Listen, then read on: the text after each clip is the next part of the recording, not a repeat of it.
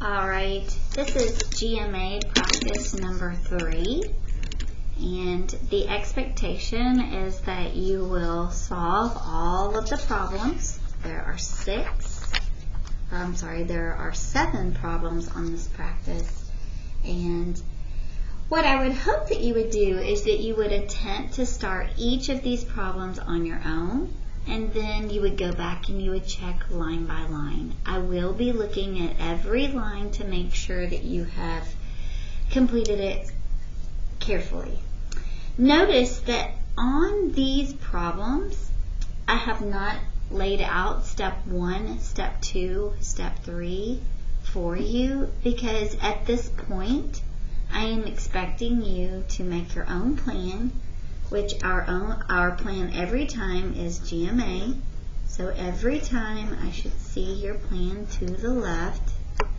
And then in order to know the steps, hopefully by now you're starting to understand that however many actions you have, that's how many steps you're going to need. So if I see that I have a subtracting action and a multiplication action, I should have 2 lines before I'm able to get to my answer. Okay? So I'm going to go ahead and do this first one with you because I had so many people having some problems yesterday. So what I thought I would do is I want you to pause the video. Actually, I'm going to have you pause the video. I'm going to have you solve it, and then when you're finished, I want you to unpause the video and check and make sure our work matches. So at this time, pause the video and solve.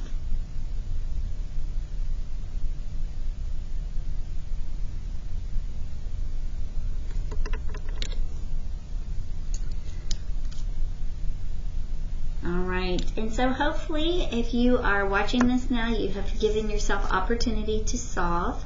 And so when I look at this and I think about my grouping symbols, that would be any of my parentheses or any of my brackets. And I only have the parentheses, so I have that here, and it happens to be multiply. So 2 groups of 12. 2 groups of 12 is 24. And I'm going to write that right here. It's just going to float down into place. I'm going to drop my subtraction sign, and I'm going to drop the number 37. So right now, your line 2 should look like mine. The next thing that I want to do is go down my checklist, and I have no more groupings. Those have disappeared. I don't have any multiplicatives. There were not any left over. And the last thing I need to do is do any adding or subtracting operations. So if I'm at the number 37 and I take away 24, 7 minus 4 is 3, and 3 minus 2 is 1, and so 13 is going to be my final answer.